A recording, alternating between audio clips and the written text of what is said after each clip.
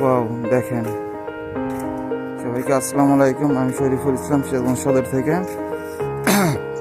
দেখেন, আজকে আমি আপনাদের দেখাতে যাচ্ছি যে 60-এর দশকের পাট কলের একটা চিত্র।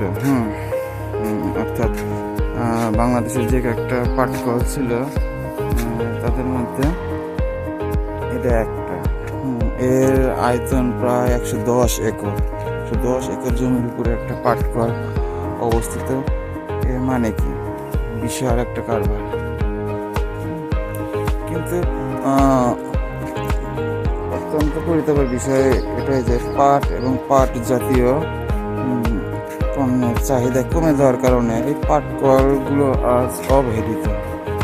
এখানে আর আগের মতো শ্রমিক কাজ করে না, কাজ নাই। কি কাজ করবে? চাহিদা থাকলে তো কাজ থাকবে, এবং তাদের ন্যায্য মজুরিও পায় না। সে কারণে অনেকেই এই শ্রম থেকে বিমুখ হয়ে গেছে। তো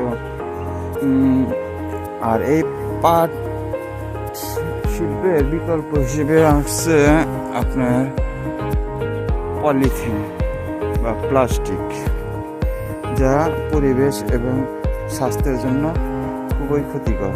তারপরেও আমরা নিত্য প্রয়োজনীয় কার্যক্রম পরিচালনার জন্য পলি ব্যবহার করে থাকি। পলি ব্যবহার না করলে তারপরেও যতটুকু কমানো যায় আর কি।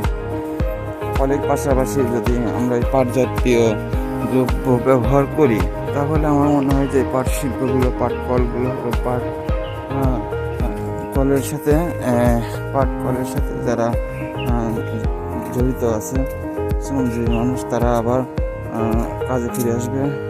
তাদের সংসারের চাকা আবারও এই পাটের কলের ইঞ্জিন দ্বারাই চালু হবে। তো এটাই আমি আপনাদের নিকট তুলে ধরতে চাইছিলাম যে পাট কলগুলো যথাযথ ব্যবস্থা নেওয়া